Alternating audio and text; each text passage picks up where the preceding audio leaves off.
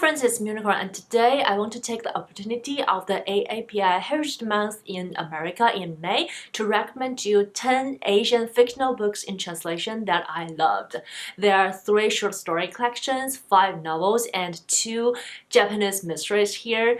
And before I start, I have to say 2 things. First of all, there's some construction outside. I hope you can hear a lot of noise. I'll try my best to do the noise cancelling, but apologize if you hear anything strange. Second of all, this list is extremely East Asian heavy with only one exception. This is also something that I want to improve on by doing the From and About Asia reading project. So hopefully in the future, I'll bring you more recommendations for Asian literatures in other sub-regions besides East Asian. And now, without further ado, let's dive into the books. The first book should come in no surprise here, and it is Cursed Bunny by Bora Chung, translated by Anton Hur. This is the first book I read this year and I have been raving about it. It has since been nominated for the International Booker Prize and is currently on the shortlist.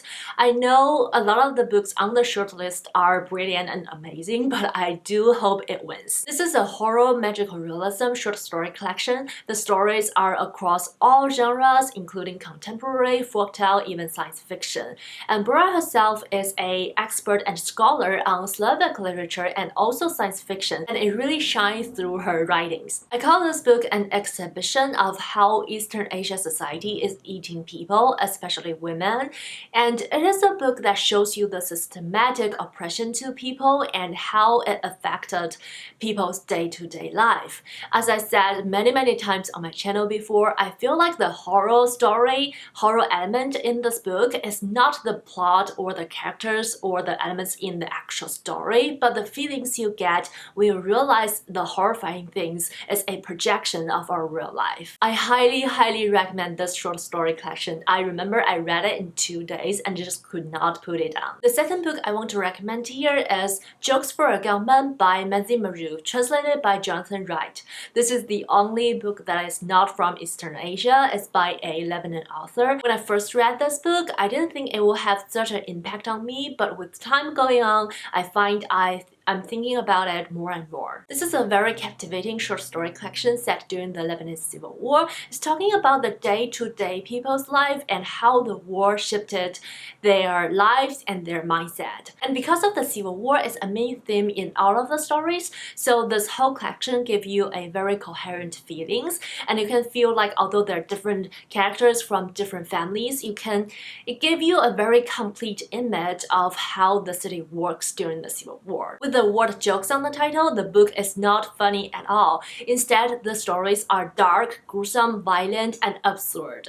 I feel like the jokes or joking is a coping mechanism that the people in the story have for them to dealing with the losses of the war. And also, there are some stories are written from the child perspective. You can really see how the war shifted people's worldview, especially if they are born in the war and they're just living their whole life during a wartime. The sense of loss is running through the whole collection as well, and you get this very contrast feeling when reading it because people are losing so much, like people, their property, their life during the war, but also they become like so violent, so you have this very contrast feelings as readers. And I really like the title story in this collection. I think it is the strongest and I highly recommend. The third short story collection is actually a Japanese mystery, so I leave it to the last part of this video where I will be talking about Japanese mystery recommendations. And now let's move on to the novels that is not Japanese mystery. The first one is The Memories by Chi Ta-wei, and it's translated by Ari Larissa Heinrich. This is a quite short science fiction novel, or some may call it a novella. We follow a protagonist called Mo, who is a dermal care technician in the future, and she lives by herself, and she seems to have this very lonely, detachable life, but we follow her day by day and get to know her past and also the people around her, like her clients and her mom. This is said to be a classic queer literature written in 1995, and in the story, queerness is not a main theme that you see in the front, but it's something that carved into the structure of the story and really makes you rethink actually about queerness, about fluidity, and about all of those things. A lot of metaphors are used in this book. For example, the protagonist's name, Mo. In Chinese, it means silent, but it also has the same sound with different tones, with the word membranes, and also it has some reference to Japanese as well, which I will leave to you to discover. Everything in this book is fluid, and it really opens my mind and makes me to question the existence of things. And plot-wise, this book is amazing. There's twist after twist after twist, and it's very engaging. You cannot stop guessing what will happen later, but may I say that you are probably wrong if you have an idea in the front part of this book. And also because this is a science fiction written in 1995, it has some speculation of the future and technology. Some of them is perfectly fit in our current life, but some is kind of funny and interesting to see how people in the past project the future technologies. I read this book in traditional Chinese, which is the original language it's written in, and it is part of a larger collection of Chi Ta-wei's work. So if you do read Chinese, I also recommend the rest of the stories in that collection. It's called Mo, but it was only this title story was translated into English to that novella. And then there's another one of my favorite. It's Convenience Store Women by Sayaka, translated by Ginny. In this story, we follow a 36-year-old woman who works in a convenience store for 18 years as a full-time job. It is quite odd for people to treat convenience store job as a full-time job. It's more of when people need urgent money and when people, like for example, paying student debt and working as a temporary job. So of course, it is very weird for people around Keiko to see her working at this convenience store for so many years and people giving her all sorts of pressure to maybe settle down to a proper job or like start a family. But Keiko, in the same time, she is very satisfied with her life. But of course, things started to happen, so we got this novel. This is a very quirky story, and I love it for that. I like Keiko. On the surface, she's very awkward and she doesn't fit into the environment around her, doesn't fit into her friends, but to me, she's actually an extreme honest person who knows exactly what she wants. I love to read about her interaction with people and to see people's reaction to her honest behavior. It was just hilarious. And on top of that, a lot of the things she says actually makes a lot of sense to me. This is a very delightful, funny book to read, but also a very deep as well. It tackles on topics like peer pressure, expectations, social norms, and you name it. What I love the most is how the book is dissect the function of human beings in this society as a whole. Like Keiko said, she almost treated herself as a component of the convenience store, and the reason that she tries to keep herself healthy is because as a component you need to be healthy in order to be functional. I have since thought a lot about this topic, and of course we cannot demolish humanity to make people into component to the machines of the society, but there are different pursuing of people, different expectations, different ways that they see themselves are to make this question a whole big complicated problem. Then I have a Chinese novel that I have read just last week. It is so popular on BookTube, so I'm actually late here. It is The Strange Beasts of China by Yan Ge, translated by Jeremy Tiang. This is an urban fantasy and a mystery novel set in a fictional city called Yong'an in China. A cryptozoologist is set on the commission to uncover the stories of the fable beasts that lives along with humans in the city of Yong'an. And when she's doing that, she also encountered different things when she discovered different beasts. I could say that this book has tons of Chinese historical culture elements in it, and the origins of different kind of beasts has the different kind of elements in it, which makes it very interesting. But in the same time, it is also very refreshing because it's not a repeat of some Chinese mythologies or like Chinese concept. It is very much an original and creative work by Yan Ge, which is very impressive, and I can see why it is so hyped. The chapters are divided by different kind of beasts, so to me, you can almost read each chapter as a standalone story, but they do have a common theme that is running through the stories and glue everything together, and also a general plot development. At the first sight, I thought this is a folktale kind of story with very imaginative concept in the whole book, but the more I read, the more I feel like this is a reality story collection, and it gave me this chilling feelings when I realized it has very dark reality things in it. And this is a very immersive book as well. When I was reading it, I kind of forget what's going on around me, and I was just like keep reading and wanting to find out more. And of course, I think the mystery elements comes into the play at this part as well. But because of the immersions, the final review of the book is quite thrilling because it's not comes when you're reading the book, it comes when you finish reading the book and closed it and look around and see what the book is really talking about. Next book I want to talk about is a classic, is To Live by Yu Hua and translated by Michael Berry. In this book, we follow Fu Gui, who is a spoiled son in a wealthy family and born in the beginning of the 20th century. And because he's so spoiled, he actually gambled out all of his family fortune and living in a very unbearable situation.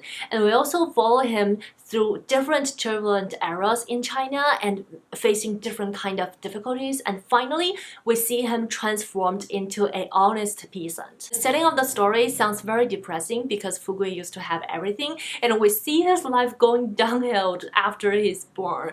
But because of this settings, the character development is amazing, and we actually feel this very strong power to live. I feel like especially nowadays this book is worth reading more because we can see in the book how the grand environment, especially political environment, influence people a bit by bit, even though it seems like they're far from what's happening in the world. And now with our current political environment, it's drastically changing every day and everybody is like politically depressed. I just feel like maybe this is a good book to read. Next up is a novel called The Last Quarter of the Moon by Chi Zijian, translated by Bruce Holmes. This is a tale that told by the oldest women in a tribe called Evenki, which is an indigenous nomadic tribe in the northern part of China. And she is telling us stories across centuries from her grandparents to her grandkid. On top of that, she's also the wife of the last tribe master before they settled down to a modern life. And there's so much rich culture and history about Evenki people that is packed into this book that is very interesting to read. The relationship we get between Evenki people and the nature, environment, and all of that is just so beautiful for us to learn. And because they believe everything is natural, so life and death is actually very light in their beliefs, and they feel like everything is just part of the flow and really makes you go into a Zen mentality when you are reading this book. Chi Zijian is not an Evenki people by herself, but this book is inspired by a group of Evenki people who decided to settle down to a modern life in a village or like even a city and stop nomadic lifestyle. So Chi Zijian did a large amount of research and presented this beautiful tale to us, and you can see from their history about how things changed over time, how modern lifestyle bring them convenience, but also some of the very treasures historical tradition has lost in the process. And now let's move on to the Japanese mysteries. The first book I want to recommend here is the short story collection, and it is called The Edogawa Ranpo Reader. It's written by Edogawa Ranpo and translated by Jacobowits. Edogawa Ranpo is the father of Japanese mystery. I actually did a whole video about him and his work. I'll link it down below if you're interested to check it out. But his work is the foundation and the start of the mystery genre in Japan, and until today, his work is a massive influence of the pop culture. This is a short story collection that across all his lives and presented us a full picture of his life and his work, and also showed us how his work switched in styles when time goes down. And I also collected some non-fiction prose. His works are just so imaginative and often come with surprise. They're just amazing to read and always relaxing and delightful. I have have used up all my good words for his work in that video. So here I would just say, if you like Japanese literature, if you like mystery, if you want to learn more about the father of Japanese mystery, this is the book to go. The second Japanese mystery here is a full-length novel. It's called The DECAGON House Murders. It's by Ayazuji Yukido and translated by Hong Wing-won. We have a group of friends who are all mystery lovers. They're all from a mystery club in their university, and they decided to visit this island, which is actually the site of multiple murders a year before, and stay in the DECAGON house on the island to write for their mystery club magazine.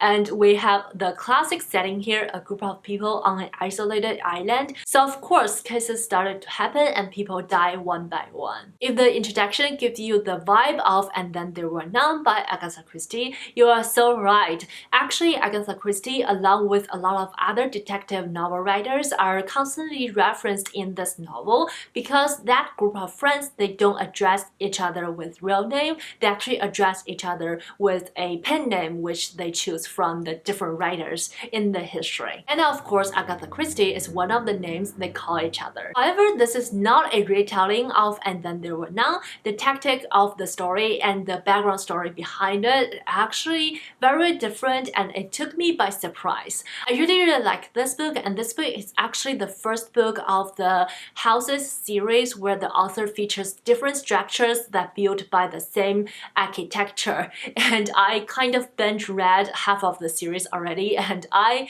feel like they're all enjoyable, but out of the whole series, this one got translated and I highly recommend it. The last book in this recommendation is about another house, or like a mansion. It's called The Murder of the Crooked House. It's written by Shimada Shuji and translated by Louis Hill Kawai. Like I said, this is another interesting house, and this one is of course crooked, and it has many puzzles and maze built in.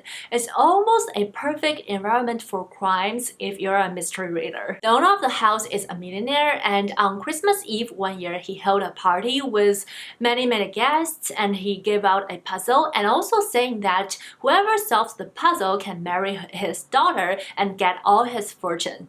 But instead of solving the puzzle, people started to die one by one. This book features one of my favorite fictional detectives. Is called Mitalai Kiyoshi, which is literally means the toilet, and he is quite a character. I really love reading about him, and he is just so sharp and smart, and also acting like a very careless way. Tactic-wise, the murders in the book are well designed, and it's very interesting to read, and also has a very old school style of drawing of the building, so you can see the structure and the special elements in the building and try to solve the murder at the same time with the detective, if not faster. Overall, this is a very interesting and delightful read that I recommend if you are a mystery fan. And that's it for today. I hope you enjoyed this video and find some interesting books that you want to read.